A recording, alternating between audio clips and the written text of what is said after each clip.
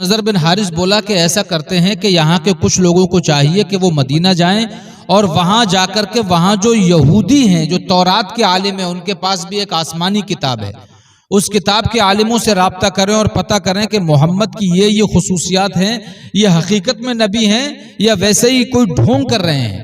تو مکہ کے لوگوں نے نضر بن حارث سے کہا کہ ایسا کرو، یہ کام تم ہی کرو۔ آخر کار تمام اتفاق رائے سے یہ بات طے پائی کہ عقبہ بن ابی معیط اور نضر بن حارث دونوں مکہ سے مدینہ جائیں، یثرب میں جا کر کے وہاں کے رہنے والے یہودی علماء سے ملاقات کریں اور تورات کے اندر جو صفات مذکور ہوئی ہیں اس کی روشنی میں بات کریں اور پتہ کریں کہ محمد جو ہمارے درمیان رخنا اندازی کرنے والا ہے اس کے یہ کام ہے، یہ دعویٰ ہے، کیا حقیقت میں یہ نبی ہے؟ آخر کار مکہ کے مشرکین نے ان دونوں لوگوں کو، دونوں قریش کے بڑے سردار تھے، مکہ کے بڑے معتبر آدمی تھے، ان دونوں کو یہودی علماء سے ملاقات کے لیے یثرب بھیجا۔ اب یہ دونوں لوگ جب یثرب پہنچے، وہاں پہنچ کر انہوں نے یہودی علماء سے ملاقات کی۔ یہودی علماء نے انہیں 3 چیزیں بتائیں، کہا جاؤ مکہ اور محمد سے ان 3 سوال کے بارے میں بات کرنا، اگر وہ جواب دے دیں تو سمجھ لینا کہ یہ نبی برحق ہیں۔ انہوں نے کہا جناب وہ کیا سوال ہیں؟ کہا پہلا سوال ان سے اصحاب کہف کے بارے میں معلوم کرنا، دوسرا سوال ان سے ذوالقرنین کے بارے میں معلوم کرنا، تیسرا سوال ان سے پوچھنا کہ روح کیا ہے۔ اگر ان تینوں کا سوال کا جواب دے دیا تو سمجھ لینا کہ یہ سچے نبی ہیں، ان کی بات کو مان لینا۔ سرداران مشرکین مکہ بڑے خوش ہوئے یہ سوالات سن کر کے، جلدی دوڑے مکہ آئے، لوگوں کو جمع کیا، بولے اب ہم ایک ایسا فارمولہ لے کر کے آئے ہیں جس سے محمد کی پول کھل جائے گی۔ لوگوں نے کہا کیا فارمولہ ہے؟ کہا یہ کچھ سوالات ہیں جو یہود کے علماء نے بتائے ہیں۔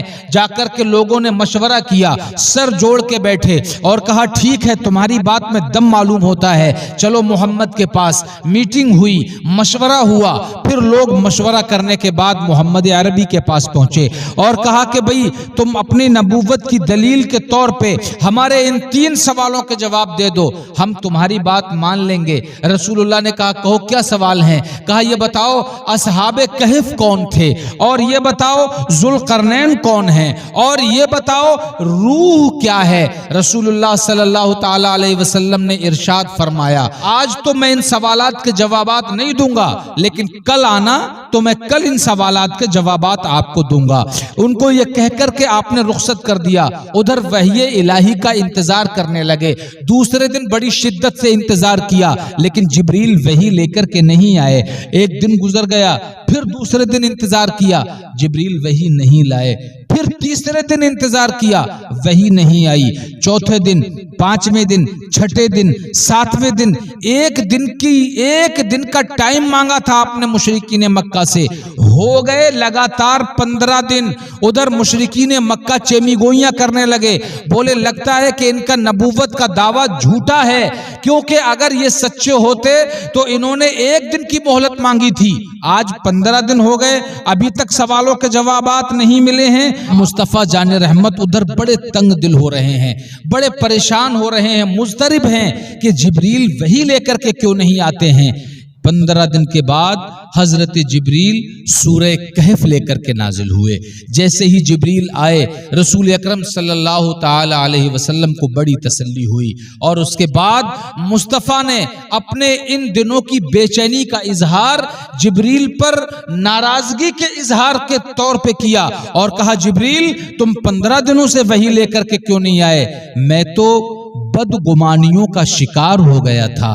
حضرت جبریل نے مؤدبانہ عرض کی یا رسول اللہ رب العزت کے کلام کو لانے کے لیے ہم مختار نہیں ہیں، بلکہ جب اجازت ہوتی ہے تبھی ہم وحی لے کر کے آتے ہیں، مگر یا رسول اللہ اس بار جو تاخیر ہوئی ہے اس کی وجہ یہ ہے کہ آپ نے کفار سے یہ کہا تھا کہ تم جاؤ اور کل میں ان سوالات کے جواب دوں گا، آپ نے انشاءاللہ نہیں کہا۔ آپ نے یہ نہیں کہا تھا کہ اگر اللہ نے چاہا تو کل میں تمہارے جوابات دوں گا، اس لیے یہ 15 دن کی تاخیر ہوئی ہے۔ اسی سورہ کہف کی آیت نمبر 23 اور 24 میں اللہ تعالیٰ کی یہ ہدایت موجود ہے کہ جب تم کسی کام کو کرنے کو کہو تو یہ ضرور کہو کہ اگر اللہ نے چاہا تو ایسا کام ہوگا۔ اللہ اکبر۔ مصطفیٰ جان رحمت نے کفار مکہ کو بلایا، ان کے سوالات کے جواب دیے۔